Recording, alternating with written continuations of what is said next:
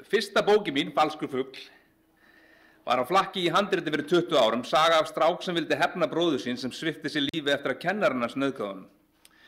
Einhvern veginn rataði hún í hendurnar á Hallgrími Helgasyni sem tók upp að því á sjálfum sér að ganga með hann á milli útgefenda. Ég held ég hef aldrei þakkað honum nægilega vel fyrir það, en takk Hallgrímur og gjörðu svo vel.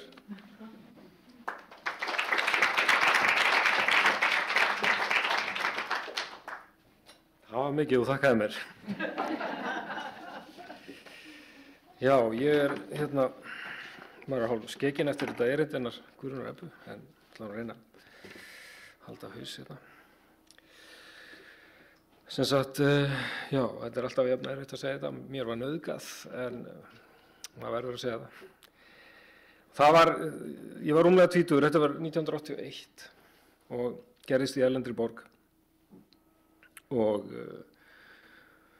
þar sem að ég var í námi, þetta gerist í Flórens, ég var í námi í München og fór jólin til Flórens og þetta gerist þar. Og 1981 er Ísland allt öðruvísi, þið munið öll hvernig Ísland var, þetta var saklaust land, það voru nánast ekki, nauðganir voru ekki til, það voru ekki í blöðunum allavega. Ekki það ég muni, sjálfsagt voru það, en ég vissi nánast ekkert hvað nauðgun var, ég vissi mjög lítið samkynhneigð, þannig að maður kemur hérna mjög bláeygur og saklaus og síðan verður röð tilviljana til þess að maður lendir í þessu. Ég er á gangi þarna Flórens, einn sem sagt á ferð Ítalíu og er komin á farfuglaheimili og síðan vill svo til að farfuglaheimili lokar klukkan 11 og ég verð heimilislaus nóttina. Hitti einhverja krakka á einhverjum bar og drekk með þeim og er orðin svona og svo kveði þau bjóða mér að gista hjá sér en ég segi nei, þetta er ekkert mál, ég var orðin svolítið fullur og einhvern veginn, það er einhvern djöfull sem var í mér að ég ætlaði bara að redda mér og svo ranglaði ég þarna fullur um Flórensborg, svona kannski laust eftir miðnætti eða 2-leytið eitthvað slags og rekst þar og ætlaði að redda mér hóteli sko, en það var allt fullt og hvergi neitt herbergi að fá. Þetta er svo helgisaga. En í bókinni minni sem ég skrifaði svo löngu seinna, læt þetta gerist á jólanótt. Þetta gerist reyndar ekki í raunveruleikanum á jólanótt, en mér fannst það svona einhvern veginn til að dramatísera þetta ennþá betur. En svo er ég að ganga þarna niður einhver eina götu og þá hitti ég eitthvað fólk og fer að tala við það. Þetta eru svona par, svolítið reffilegt, flott hjón sem voru svolítið flott klædd og virtust vera rík og ég fer eitthvað að spjalla við þau og segi þeim að ég sé að leita herbergi og sé hvergi laust og þau bjóða mig bara að gista hjá sér um nóttina og það sé svona auka herbergi inn af þeirra hótelherbergi og það sé laust rúm og ég er náttúrulega verandi þessi blái Íslendingur og segi bara já, frábært, ég fæ herbergi um í nóttinni, það er bara eina sem ég var að hugsa sko. Síðan kem ég þarna inn á hótelið og með þeim fylgið þeim inn á hótelið og geng svona lyftunni og svo fer maðurinn í afgreiðsluna til að ná í lykilinn og svo einhvern veginn bara allt í einu erum við komin inn í lyftuna bara 2 og ég spyr ykkur hvað er konan þín, hvað ætlaði hún ekki líka og ég fann eitthvað á mér sko og hann sagði nei, hún er bara farin og við fórum 2 upp og ég ætla að grípa hérna niður í bókina. Við erum konar upp úr lyftunni sko. Hótelgangurinn var lítill og þröngur en teppalagður. Þetta var ekkert glæsi hótel.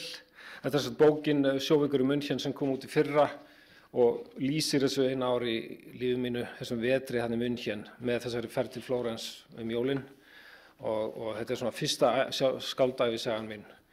Því ég yfirleitt verið að skrifa bara annað fólk og skálda en þetta var fyrsta svona bóki sem er byggð á mínu eigin lífi og þá gat ég ekki annað gert en að hafa þetta með.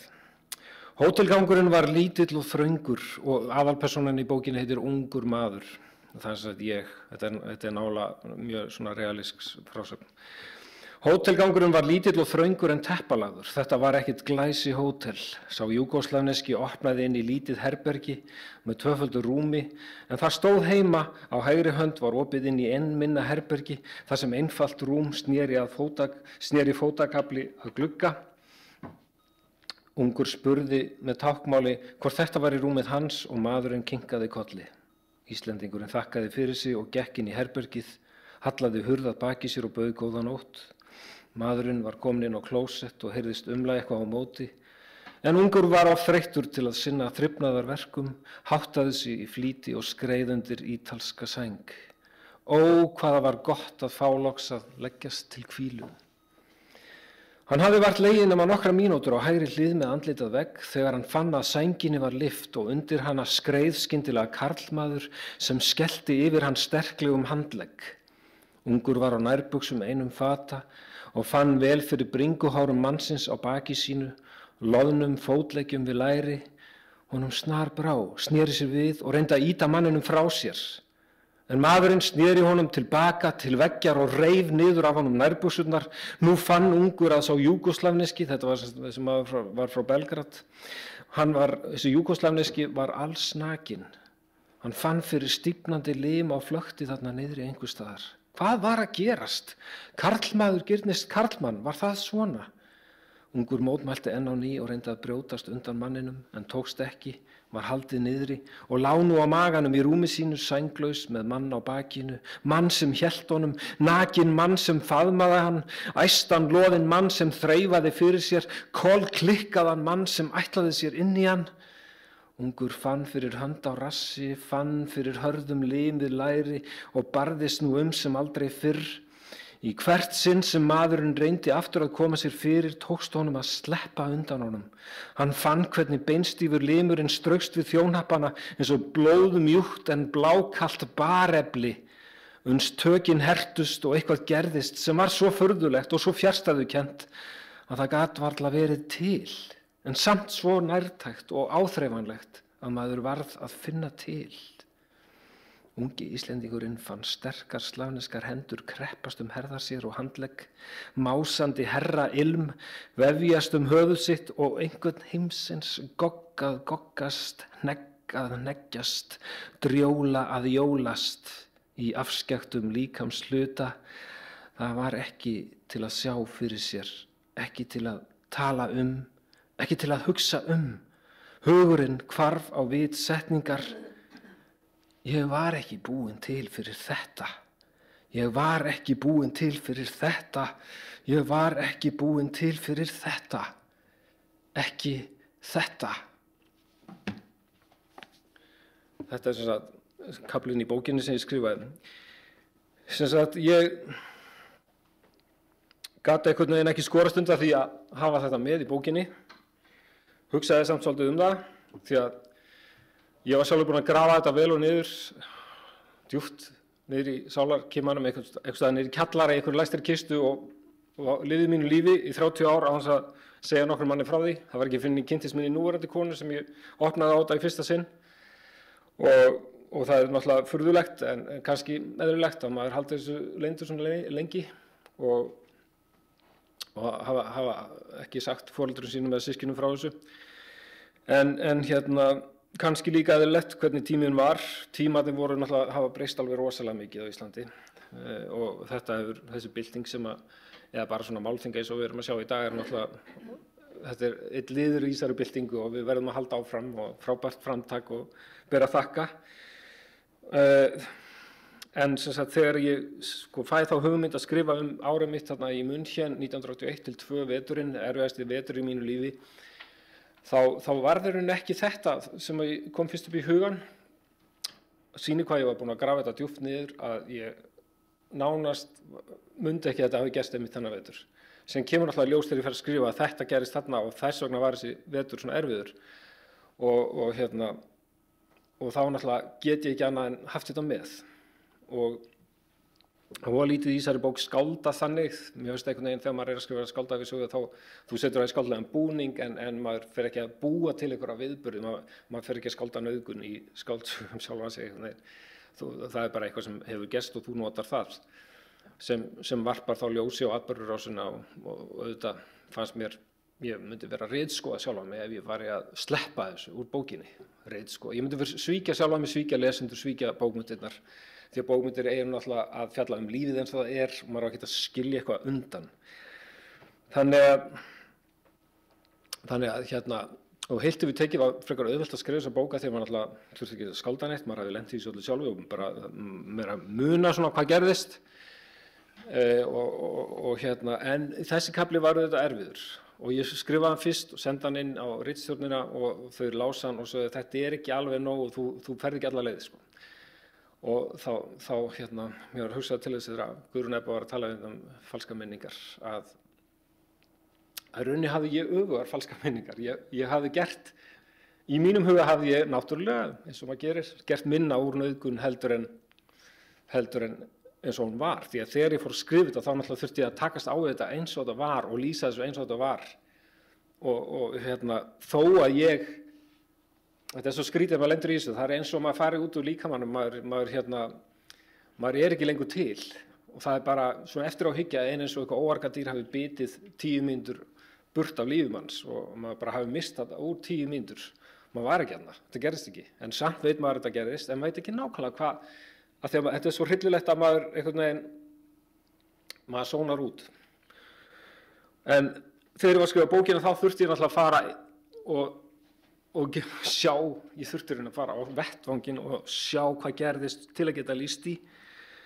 Og titillinn á þessu erindi mínu er að segja eða þegja, þú veist, í mínum huga var það aldrei spurning um að nota þetta í bókina. Mér fannst líka svolítið þægilegt að vita til þess að unga kynslóðin er breytt, hún er öðruvísi, hún er með einhverjar beauty tips síður, það er allir að segja frá sínum reynslum og það er engin hræddur lengur virðist vera. Og ég sá þetta á Facebook á hverjum einasta degi sem ég var að skrifa.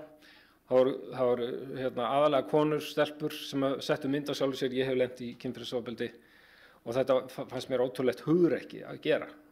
En þegar svona margir gera það, þá náttúrulega er auðveldara að gera það. Ég gat einhvern veginn ekki, ég vildi ekki stíga fram strax. Mér fannst einhvern veginn að þetta ætti bara að koma í bókinni. En það hjálpaði mér að vita til þess að þarna úti væri þjóðfélagið að breytast í þessa átt og nú gæti ég alveg stigið fram með þetta og það yrði ekkert svona mikið mál og maður fengi stuðning. Síðan kemur bókin út og ræði þetta aðeins við fjölskyldu mína og læt þau náttúrulega lesa bókina fyrst og þá náttúrulega koma allar spurningarnar frá mömmu og systkinum hvað gerist í raun og veru. Þá þurfum maður að taka það samtal sem er svona svolítið erfitt sko, svona löngu seinna eftir að gerist. En maður verður að gera það, og það er náttúrulega gott. Og síðan kemur þessi spurning, hvað ætlar að gera þegar fjölmiðlar fara að spyrja þig út í þessa bók? Fara að fjalla þessa bók, þú ferð í viðtöl út af þessari bók, þá færðu náttúrulega spurninguna, gerist þetta í alvöru?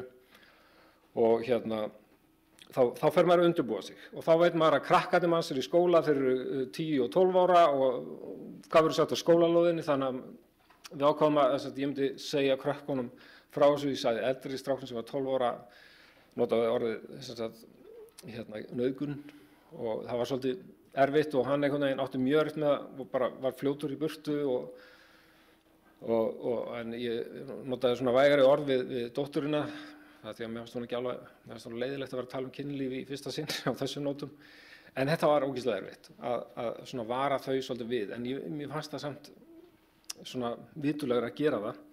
Síðan kemur bókin farin út og ég fer í viðtalarna í Kiljunni og í og með vona á þessari spurningu en Egill spyr ekki þessar spurningar.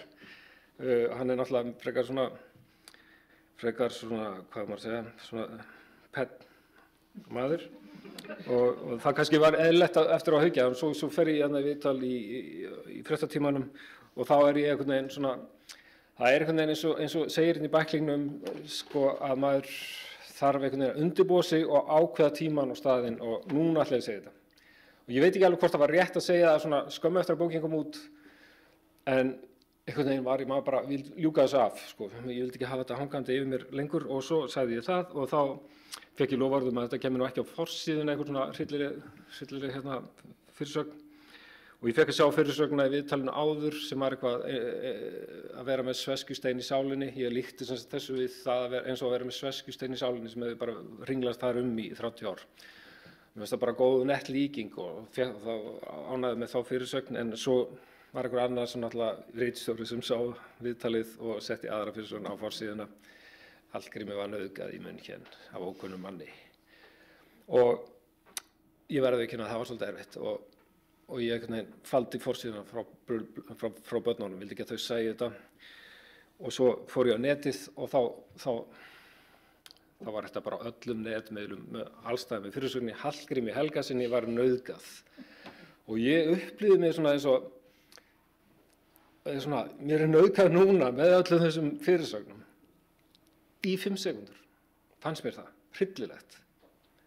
En leið og þær voru liðnar, þá fattaði ég að þetta væri í rauninni bara flott, þetta væri bara gott. Við getum ekki, þetta liður í þessari baráttu sem við erum ennþá í, að við verðum að tala um þetta og þá verðum maður að taka þennan slag. Maður verður bara að sætta sig við það, að þetta sé fyrirsögnin og allir hafi séð það á svona banal, brútal hátt. Því að nauðgun bara banal og brútal hlutur. Akkur ekki bara, þú veist, já, ok, hún var nauðgað og ég sagði það og allir vita það þannig að eftir að hyggja fannst mér þetta bara, ég var bara stoltur af þessu. Öllum þessum fyrirsögnum, að hafa búið það til.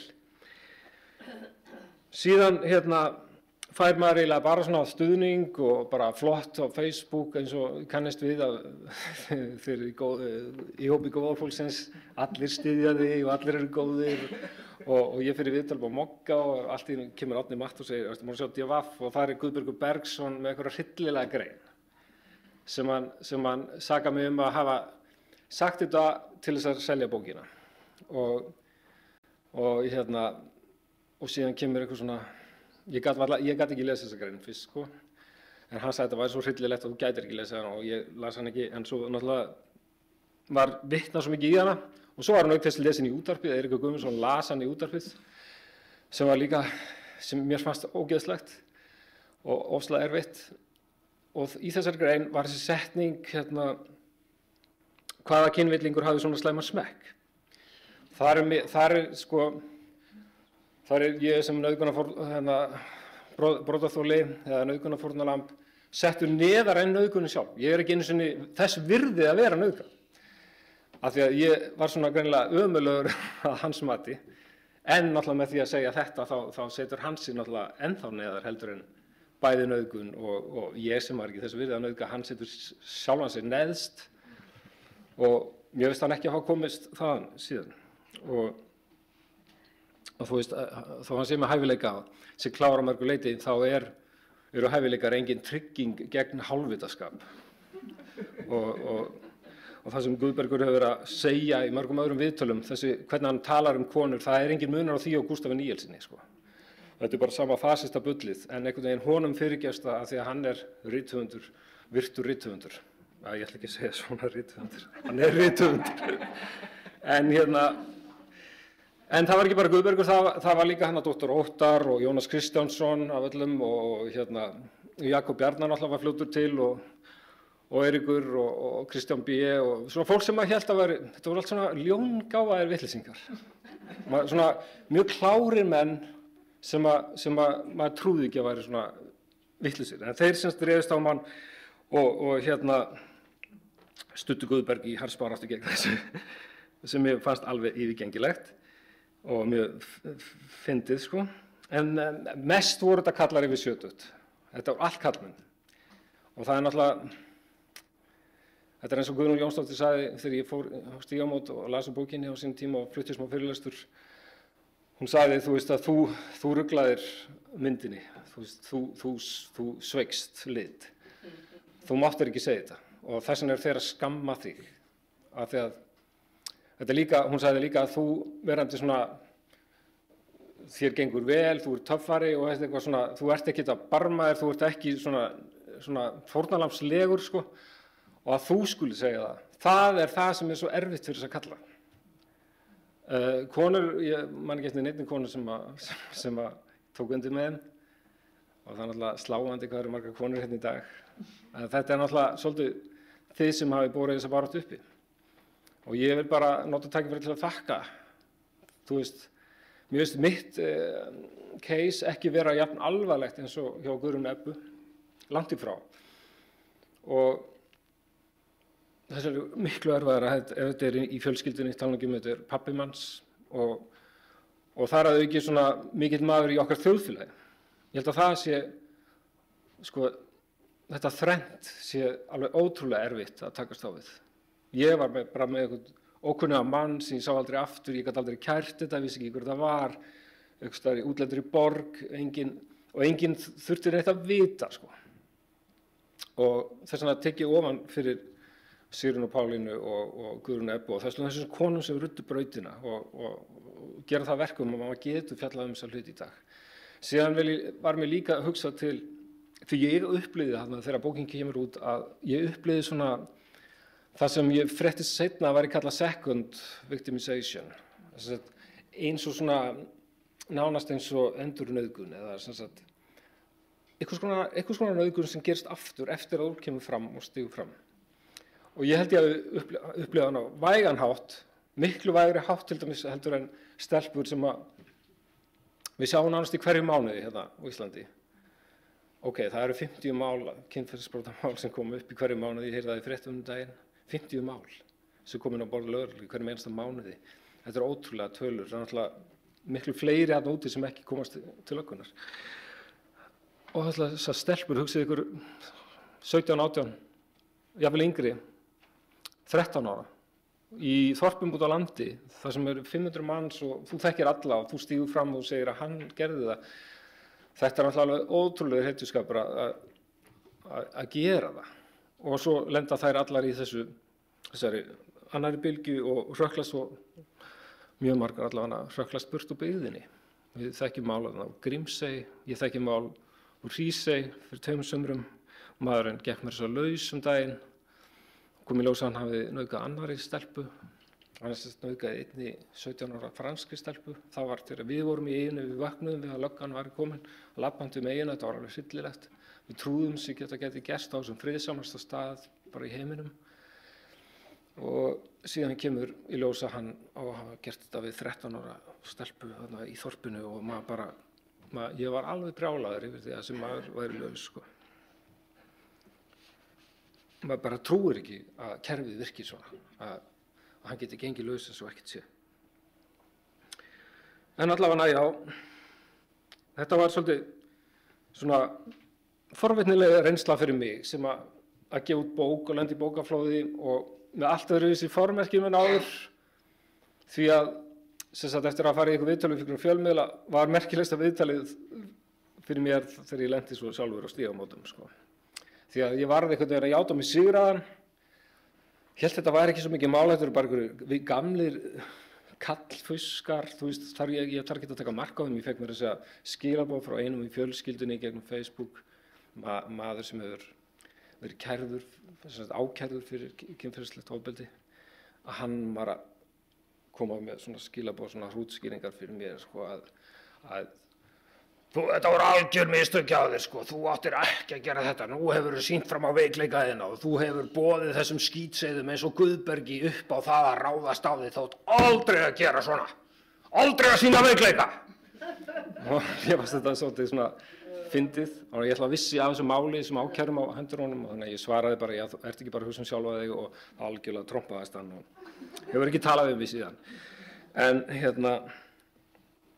þannig að maður var greinilega að svíkja lit. Svo hitti ég einn af þessum mönnum í boði jólin, svona jólaboð, og þá leið mér bara, þetta var svolítið svona haustið þar sem ég fekk að vera kona í rauninni, sko. Sem eru alltaf frábær forréttindi. Og þá leið mér í genginu inn í það boð í síðan að mannarna, einn af þessum mönnum sem tóku undir eða skrifaði gegn mér, sko. Mér leiði eins og þetta var einhver ofbeldismaður. Ég hef aldrei fengið svona tilfinningu áður. Ég vissi ekki hvort mér langaði til að lemja hann eða fara að gráta. Annaðhvort fór út í horn að gráta eða að ráðast á hann.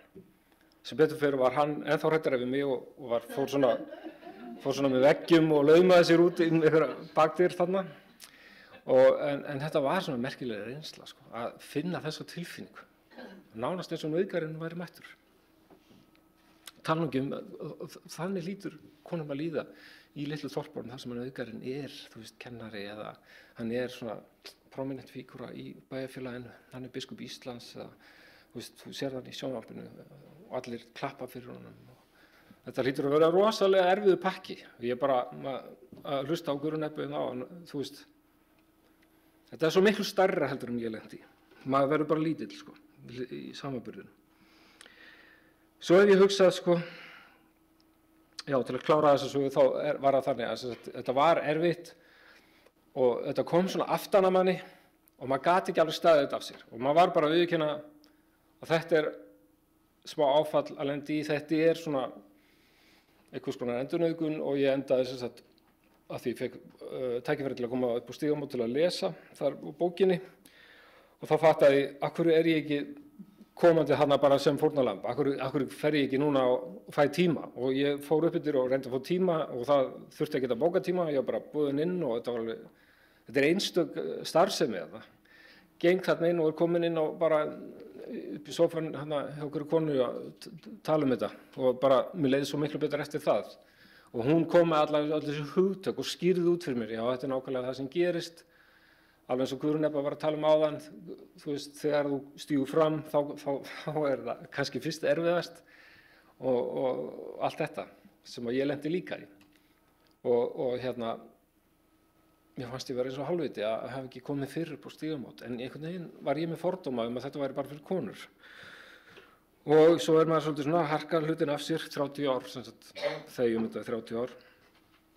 Svo hugsaði ég, sko, eftir á hefur þetta breytt mér, hvaða áhrif hefur þetta kynferðislega ofbeldi haft á mig sem karakter, það mjög erfitt að segja hverju þetta hefur breytt í manni, en það mjög sláandi þegar Vigdís Grímsdóttir gaf út sína bók, þá kallaði hún sín tvö sjálf, það var Vigdís og Gríms var þetta ljóta, erfiða sjálf hennar og ég hef sjálfur unnið með hlíðarsjálf sem heitir Grimm, sem tekið úr nafninu mínu Hallgrímur og hérna svona dálítið ljótur ég með svona vígtennur og langt nef og hvarflaði mér að það sé eitthvað svona mín leið til þess að vinna með þetta, algjörlega ómeðvitað, þetta bara undir meðvitundinni og ég get ekki sko dæmt að hvaða áhrif þetta hefur haft á mig, það verða aðrir að segja það, kannski hefur þetta haft áhrif á mig.